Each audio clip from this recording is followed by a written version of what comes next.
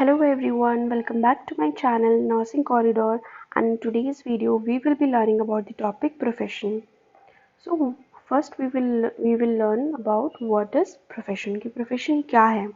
So profession is an occupational calling requiring advanced training and experience in some specific or specialized body of knowledge which provides service to society in that special field.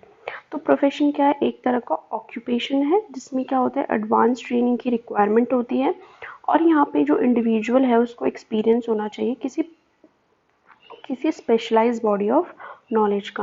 और हर एक profession जो है वो क्या होता है, एक तरह का सर्विस है किसको, सोसाइटी के लिए किसी पर्टिकुलर फील्ड में। जैसे कि फॉर एग्जांपल नर्सिंग, नर्सिंग भी क्या है, एक प्रोफेशन है जिसमें जो भी नर्सेज होती हैं उनको क्या लेना होता है, एडवांस ट्रेनिंग लेनी होती है, उन्हें पर्टिकुलर फील्ड में नॉलेज गेन करना होता है।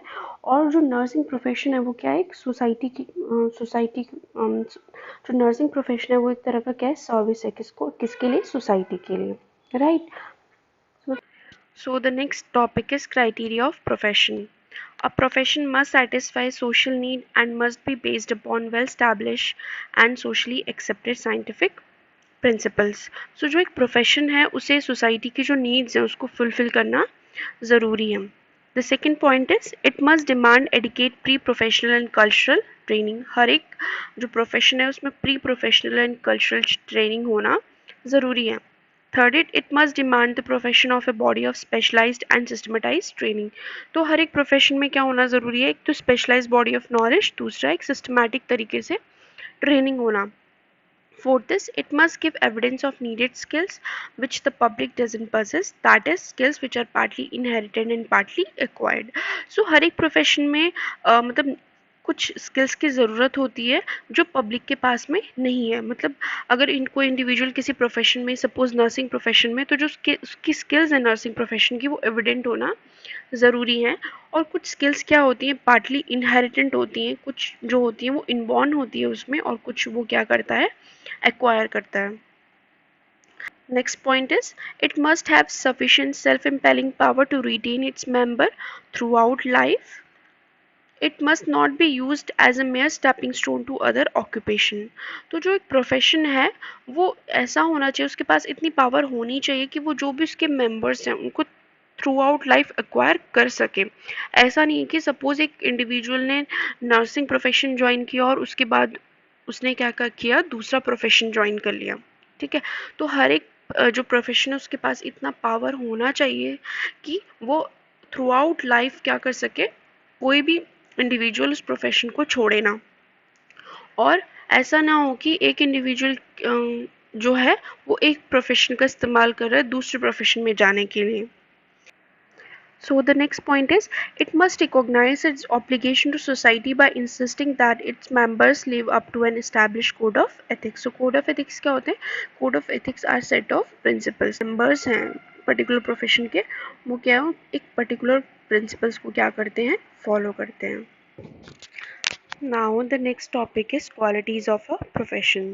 So a profession applies its body of knowledge in practical services that are vital to human welfare and specially suited to the tradition of seasoned practitioner shaping the skills of newcomers to the role. So जो एक profession होता है वो अपनी body of knowledge को क्या करता है, प्रैक्टिकल सर्विसेज में अप्लाई करता है, जो कि बहुत ज़्यादा वाइटल है ह्यूमन वेलफेयर के लिए।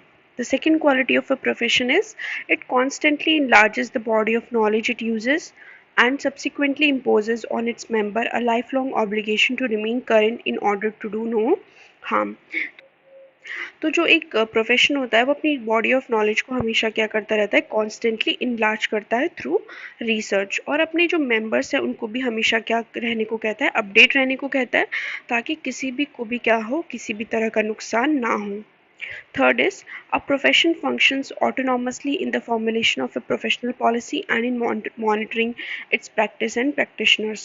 तो जो एक प्रोफेशन है वो ऑटोनॉमसली क्या करता है, फंक्शन करता है किस और जो उसकी पॉलिसीज़ हैं उनको भी क्या करता है, फॉर्मुलेट करता है, और जो भी नर्स प्रैक्टिशनर्स हैं उनको भी क्या करता है, मॉनिटर करता है, और उनकी प्रैक्टिस को भी क्या करता है, मॉनिटर करता है। Right. Fourth point is it utilizes in its practice a well-defined and well-organized body of knowledge that is intellectual in nature and describe its phenomena of concern. Then the next point is a profession has a clear standard of educational preparation for entry into a practice. तो हर एक जो profession है उसका एक clear standard होता है कि अगर सपोज आपको उस प्रोफेशन में आना है तो आपकी क्या एजुकेशन क्वालिफिकेशन होनी चाहिए सब। So that's all about profession. अब हम एक रिविजन लेंगे जो भी हमने अभी तक डिस्कस किया। सबसे पहले हमने पढ़ा प्रोफेशन क्या होता है। सो प्रोफेशन क्या है, एक तरह का ऑक्यूपेशन है जिसमें एडवांस ट्रेनिंग की ज़रूरत होती है और एक स्पेसिफिक बॉडी ऑफ नॉलेज होता है। ठीक है, और हर एक प्रोफेशन जो है वो सोसाइटी के लिए क्या करता है, सोसाइटी की सर्विस करता है किसी पर्टिकुलर फील्ड में, फॉर एग्जाम्पल नर्सिंग। नेक्स्ट हमने क्राइटेरिया पढ़ा था प्रोफेशन का कि प्रोफेशन का क्या क्राइटेरिया है। तो प्रोफेशन का क्राइटेरिया क्या हमने पढ़ा था कि सेटिस्फाई करना चाहिए सोशल नीड्स को, उसकी एक प्री प्रोफेशनल और कल्चरल ट्रेनिंग होती है, एक स्पेसिफाइड एक body of specialise and systematise training होती है, और जो भी इंडिविजुअल जिस भी प्रोफेशन में है उसके पास में क्या होना चाहिए, स्किल्स होनी चाहिए, मतलब जो स्किल्स की स्किल्स है वो क्या होनी चाहिए, एविडेंट होनी चाहिए। नेक्स्ट हमने पढ़ा था कि हर एक प्रोफेशन के पास ये पावर होनी चाहिए कि वो अपने मेंबर्स को थ्रू आउट लाइफ क्या कर सके, रिटेन कर सके। और हर एक प्रोफेशन के जो लोग हैं उनको क्या फॉलो करना होता है, कोड ऑफ एथिक्स। एथिक्स क्या है, सेट ऑफ प्रिंसिपल्स। नेक्स्ट हमने पढ़ा था कि क्या क्वालिटीज़ हैं प्रोफेशन की। तो प्रोफेशन की क्या क्वालिटीज़ हैं, प्रोफेशन की जो क्वालिटी है वो ये है कि एक पर्टिकुलर बॉडी ऑफ नॉलेज होता है। ठीक है, दूसरा हर एक प्रोफेशन अपने जो नॉलेज है उसको क्या करता है, एक्सटेंड करने की कोशिश करता है।